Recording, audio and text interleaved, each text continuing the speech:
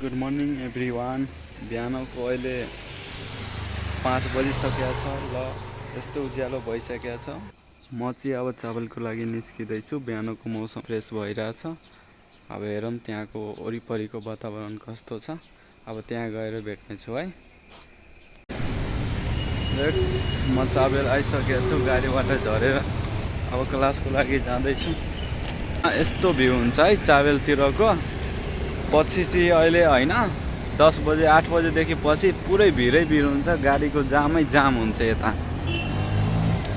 हेर्न सक्नुहुनेछ। अहिले चाहिँ खासै भिड त देखिँदैन होइन। गाडीमा चाहिँ बिहान बिहान धेरै भिडभाड पनि हुन्छ।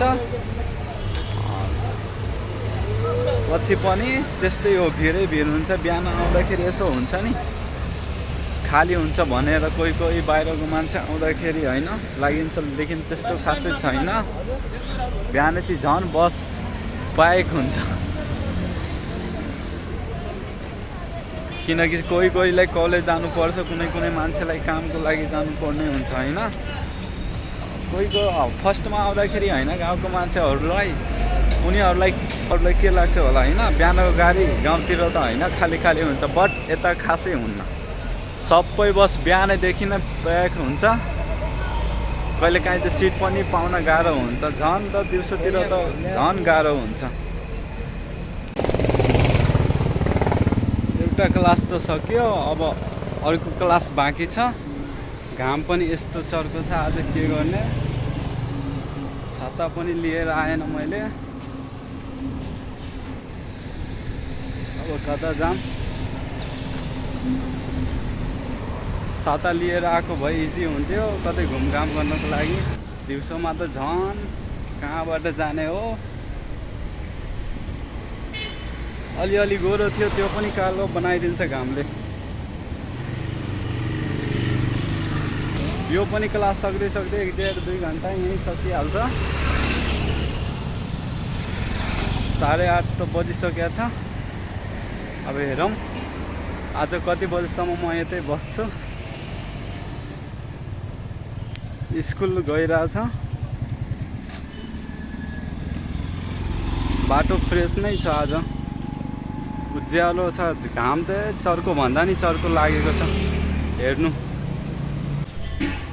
हिजो पानी परेर आज चाहिँ मौसम राम्रै छ, फ्रेस नै छ होइन। त्यति खासै धेरै धुलो पनि छैन, फ्रेस छ। यस्तै हुनुपर्छ। फ्रेस भएको भए राम्रो हुन्छ, घुम्नको लागि पनि इजी भयो। अस्ति त छाता लिएर आएको थियो, पानी परेको थियो, तै पनि अलि सेफ भयो, बनाउन अलिअलि सक्यो। आज चर्को घाम पनि घाममै बनाउनु पर्यो। राति फुटबल म्याच हेर्दै 12-1-2 बजिसकेको थियो। निन्द्रा पनि पुगेको छैन राम्रोसँग। पुगेको भए ठिक हुन्थ्यो। टाउको पनि दुखिरहेछ। झन् घाममा हिँड्नु पर्ने छ। गर्नै पर्यो, अब जानै पर्यो। स्टडी त छोड्नै मिलेन, काम पनि छोड्नै मिलेन, गर्नै पर्छ। आफ्नै लागि हो, फेरि कसैको लागि होइन।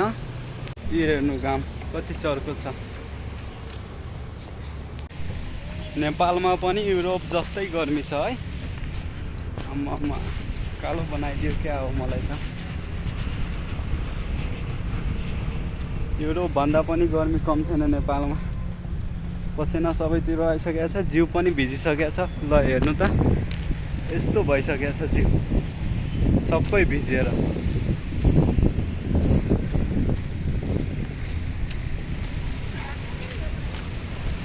पानीको बोतल पनि लिएर आएन। बोतल लिएको आएको भए ठिक्क हुन्थ्यो खानालाई। यहाँ फेरि बाटोमा गाउँघरतिर त पाइन्छ होइन खाना पानी धाराको। अब यहाँ चाहिँ बोतल किन्नै पर्ने छ। हुँदै हुन्न। ठाउँमा यसो खाने पानीको व्यवस्था भएको भए राम्रो हुन्थ्यो, छैन। गर्मी धेरै छ। म अहिले एकछिनपछि पनि आउँछु।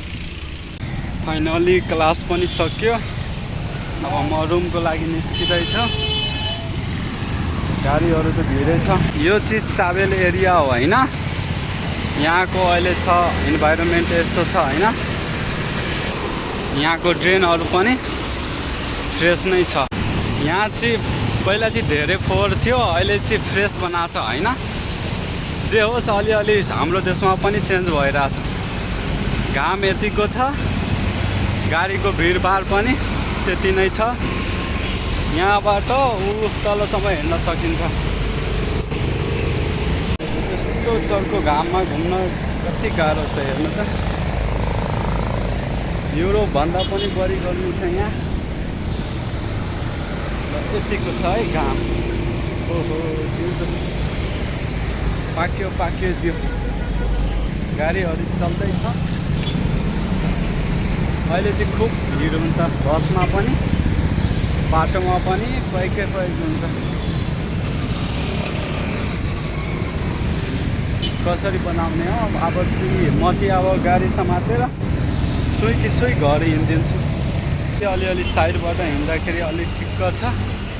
घाममा चाहिँ बस्नै नसक्ने छ अवस्था।